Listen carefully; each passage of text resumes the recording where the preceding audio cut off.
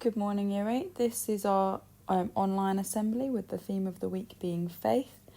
I hope that everyone is well, checking in online with their families and is coping in this really nice weather during the tough period of isolation. Now, this week I had a little think about the theme of the week being faith, and I thought, how can I relate that to what's going on in our current lives? And I thought there are a few obvious examples, and then there are a few examples that I thought are a little bit different, but really hopefully explain my point a little bit clearer. And that the first one is, a lot of the time we will do things because we know that if something bad happens, then they're going to protect us. And a really good example of that, I thought, is when we wear a seatbelt. And when we put on our seatbelt, we're not hoping that something bad happens, but we're doing it just in case. And we have faith that that seatbelt is going to protect us. Now, most of us put on a seatbelt, yes, it's the law, but we do it because that's what we've been taught to do. And it's almost like a force of habit, really, rather than us really thinking, I know that if there was an accident, that this seatbelt is going to save my life. So even though we have that belief in our minds that it's going to happen, that it is safe, we are actually really trusting that, because most of us haven't tested our cars or our seatbelts. We're putting our faith in other people and in the material that our car's made out of that is actually going to protect us. And that's kind of what we're having to do at the moment with our stay-at-home message. We're all having faith in the people around us that the 2 metre distancing and the washing our hands and all of the different things that we're told to do on a daily basis is the right thing to do. And we know that it is, and we have faith that it is, but it's not straight away often that we get confirmation of this. We have to believe for quite a long time before there's any real proof that what we've believed in is actually making any difference. And that goes with us washing our hands, and that goes with the money that we're donating, or the food that we're donating, or the time that we're donating when we're doing our clap for our carers, that we don't necessarily see straight away the impact that what we are doing is having, but we have to believe that over time good things will come and it will be okay, because that is the important thing about faith. And there is never a more important time than when we are all struggling, and sometimes it feels like it's never going to end, and it's day in, day out of lockdown and uncertainty and more sadness on the news. But we believe that it will, in time, good will come, and this bad, difficult time that we're all going through will end. But we have to keep that belief, even though it doesn't seem like it will at the moment. So when you're thinking about faith, what I want you to think about is how you're believing in something more powerful than yourself. And that doesn't necessarily have to be God. I know a lot of people are religious and a lot of people believe in God, or a God, or a collection of gods. But that doesn't always mean believing in God. It can be believing in your family. It can be believing in yourself. It can be believing in your friends. It can be believing in the people in your life who you think are stronger than you or know more than you. It's believing in something that you know to be so true, even if you don't have the evidence at that point. And knowing things will work out in the end. And that's what I really want you to focus on, in that if you're in a situation now, it doesn't have to be coronavirus related, it can be anything that feels really scary, feels really difficult, it is not the end, because everything works out in the long run. And it may be painful, it may not be the way that you want it to work out, but in the end, you just have to believe the bad never lasts forever. Nothing will ever last forever. And we just have to continue thinking it will all be okay. And in the meantime, we just have to do the best that we can, focus on positive things, focus on looking after ourselves, focus on looking after our families, because that is what's going to get us through this difficult time.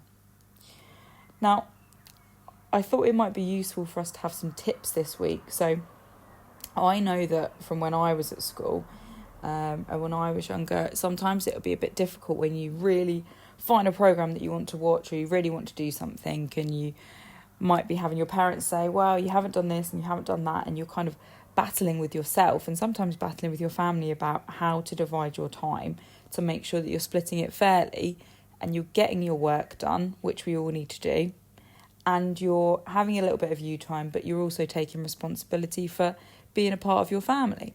So I thought this is a really good idea, and feel free to adapt this with your families, and that if you separate your time into the work that you have to do, your schoolwork, your well-being activities, things that you enjoy, things that are good for you, and your wider responsibilities and what you should be taking a little bit of charge of in your home, then it will hopefully create a little bit more of an equal balance. And then when you're enjoying your downtime on your iPad or reading your book or doing your painting, you have that sense of ownership and that you've earned it, and that's your treat for you to enjoy.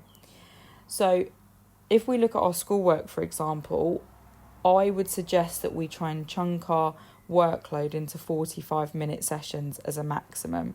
It's very difficult. Some people, I'm one of those people that would say probably half an hour, but 45 minutes at the most of doing solid work without having a break. Now, that may mean that you, after that, have a 10-minute break. It doesn't have to be a long break, but make sure that you are focusing your study sessions on relatively short pieces of work rather than sitting for 4 or 5 hours at a table, because after a while that information is not going to go in. Try doing different subjects. Now, it doesn't have to be that you do English, maths, science, PE every day. You decide your timetable and how you want to do it. You might want to do English and maths every day, or English and science every day, or every other day, but make sure that you're doing 2 or 3 different subjects a day and try and cover all of the subjects that you would do in a normal school week. You must take breaks, okay? Some people work better doing half an hour, having 5 minutes, or doing 15 minutes on, 15 minutes off. Whatever it is that works best for you, but make sure that you're taking a break. Get up out of your seat, go get a drink of water. Even if you live in a flat or a house, go and walk around the house. Take something up and down the stairs. Just have a few minutes where you are taking your mind away from whatever it is that you're learning. Try and work in a quiet workspace. Now, I'm really guilty of this, of thinking that I'm working and actually I've got Netflix or I've got my phone. When you're dedicating that 45 minutes of work, make sure that it is actually you doing work rather than you reading a sentence, looking at your phone, or watching a movie on Instagram or on Netflix. Be disciplined about it. Then if you're in a situation that I've spoken to quite a few people this week, that they're kind of hitting a brick wall and they're struggling with the piece of work that they need to get done, don't sit there suffering. Ask at home. If nobody at home can help you, then put a message on Show My Homework. Email your teachers and say that I'm really not sure if I'm doing this right. Please, could you help me? Make sure that you're asking for that help. Which brings me on to the next bit, our well-being. Now, if you're sticking to your workload of around 3 hours of work a day, however you split that up, add in your well-being, okay? So you might want to say, at home, I'm going to say, do 3.5 hours, however you want to do it, 3 45-minute sessions, roughly adding up to 3 hours. Then after I've done my maths work, for example, I'm going to have 20 minutes downtime where I'm going to go for a walk, and then the next 20 minutes I'm going to have some time on my PlayStation, or I'm going to watch part of a movie, or I'm going to read a book or read my magazine.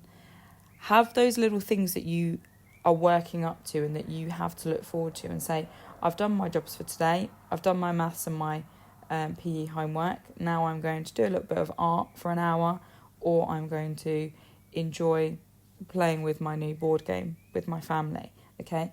Whatever it is that is your chosen activity that you really enjoy, make sure that you've got that embedded into your day, so that once you've completed your work, you've got something you can really look forward to.